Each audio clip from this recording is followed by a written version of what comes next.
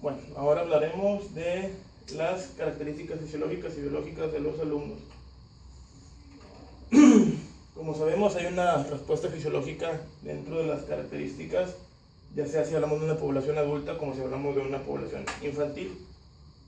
En el campo de la actividad física, a veces los niños son tratados como adultos pequeños, pero sabemos que a pesar de que su masa y su capacidad es menor, no se representa un porcentaje de la capacidad adulta. Es frecuente también considerar que la población infantil es un grupo homogéneo, cuando en realidad sabemos que hay características diferentes tanto para cada género como para cada edad. Como es en cada ámbito, los problemas que se plantean en las primeras edades son opuestos a los planteados para etapas posteriores, en la adolescencia, por ejemplo. Por este motivo es muy importante que la persona que va a trabajar con los menores conozca de manera eficaz cómo es el crecimiento y cómo se lleva a cabo el desarrollo en cada una de las diferentes etapas del infante. Dentro de las etapas de crecimiento y desarrollo tenemos que a nivel biológico, el periodo de los 6 a 12 años presenta dos etapas diferenciales, que va de los 6 a los 10 y abarca otra de los 11 a los 12, donde va a haber unos cambios importantes en cuanto a la fisiología del cuerpo. Dentro de la primera tenemos dos fases, la infancia, que es de 6 a 7 años, y la culminación de la segunda infancia, de los 8 a los 10. Durante el periodo el ritmo de crecimiento y desarrollo es continuo, pero no uniforme, y vamos a encontrar diferentes cosas, como son aceleraciones, donde hay un aumento de la velocidad del crecimiento, como por ejemplo el clásico estirón del niño. Se va a encontrar en el pico entre los 12 en las chicas y en los 14 en los hombres. Hay también alternancias, donde hay diferencias temporales en el desarrollo de las diferentes partes del cuerpo. Puede que alguna parte, por ejemplo tren superior o tren inferior, crezcan a diferente ritmo. Y la disonancia, que es una diferencia en la maduración de ciertos aspectos, tanto consigo mismo como con el grupo de la edad. Aquí tenemos una gráfica donde vemos el ritmo de crecimiento respecto a la edad cronológica, con las diferentes variaciones que existen entre el género masculino y femenino. Dentro de las características diferenciales de los sistemas y cuál es la respuesta de estos mismos al ejercicio, vamos a ver que en el sistema cardiovascular y respiratorio va a haber un menor tamaño del corazón respecto al adulto, un menor volumen sistólico, un volumen corriente inferior, menor eficacia en el aspecto de ventilación pulmonar, en el recambio a nivel de los alveolos, una frecuencia cardíaca más alta que en una persona adulta, a nivel sanguíneo hay menos hemoglobina, una tensión arterial menor que va en rango desde 90 hasta 100 para la sistólica y desde 60 hasta 80 para la diastólica, y la frecuencia respiratoria pues es más alta en el menor. En el sistema musculoesquelético hay un mayor contenido de agua en el hueso, el crecimiento óseo precede al crecimiento de la masa muscular. Obviamente esto puede desencadenar diferentes patologías, por ejemplo el síndrome de Osgood-Schlatter, donde hay un crecimiento óseo importante y hay una tensión sobre la parte anterior de la tibia, una mayor disensibilidad de los músculos y tendones por flexibilidad mayor, recuperación a los adultos, menor contenido de minerales y proteínas y un mayor grado de movilidad articular. Hablando específicamente de los diferentes sistemas energéticos, en el sistema anaeróbico láctico tenemos que la concentración de fosfocreatina es menor, pero el grado de utilización de estos fosfágenos es similar a la que se realiza en los adultos. Esto es debido principalmente al menor rendimiento en estas pruebas de los más jóvenes y a causa de factores de tipo biomecánico, principalmente lo que ya había mencionado, diferencias en el crecimiento de ciertas estructuras. En el sistema anaeróbico láctico, las reservas de glucógeno son mucho menos inferiores a la del adulto y su grado de utilización también es menos eficaz. Las concentraciones de lactato son inferiores también, y el desarrollo de las cualidades del sistema anaeróbico láctico no se producen hasta que se llega a la adolescencia. En el sistema aeróbico vamos a ver que el VO2 max es menor, puede observarse valores medios desde 45 a 50 respecto a un adulto, y aquí tenemos una gráfica donde observamos la diferencia entre los diferentes grados de capacidad respiratoria en diferentes poblaciones. En cuanto al umbral anaeróbico, cuando pasamos de esa etapa aeróbica a llegar al umbral, tenemos que se tiende a situarse en valores superiores o similares a los que se presentan en el adulto, y la eficiencia energética es muy inferior en los jóvenes que en el adulto por la falta de maduración de los sistemas.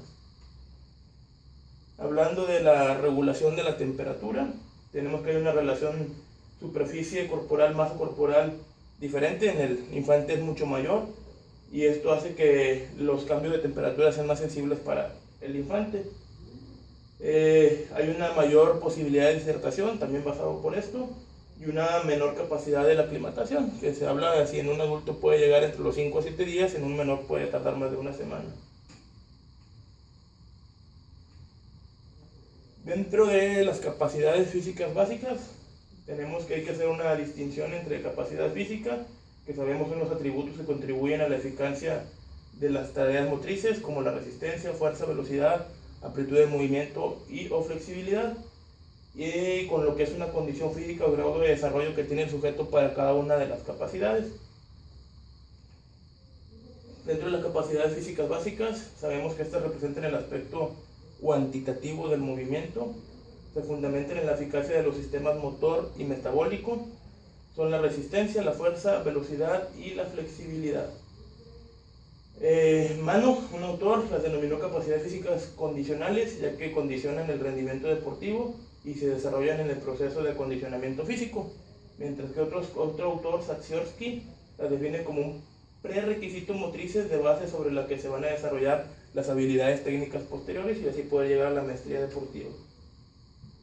Las capacidades físicas coordinativas tenemos que representan el aspecto cualitativo del movimiento a diferencia de las anteriores, se fundamentan en la eficacia de sistemas de dirección, son coordinación, equilibrio, y se clasifican los esfuerzos en función al objetivo a conseguir. Resistencia, la resistencia se debe definir como la capacidad de resistir física y psíquicamente una carga durante un largo o un prolongado tiempo, de recuperarse después de haber finalizado este esfuerzo físico, es decir, la resistencia a la fatiga es más rápida cuando hay una recuperación mayor. En definitiva, se entiende como la capacidad de oponerse a que aparezca la fatiga, llámese fatiga muscular o fatiga neuromuscular. Y por otra parte, como la capacidad de aportar energía para realizar un ejercicio con la intensidad requerida durante el mayor tiempo posible.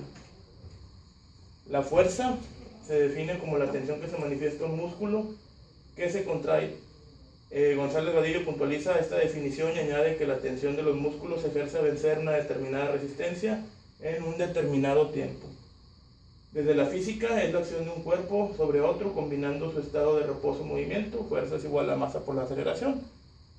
Y en educación física se define como la capacidad del sistema neuromuscular a vencer resistencias externas o internas gracias a la contracción muscular de forma estática o dinámica.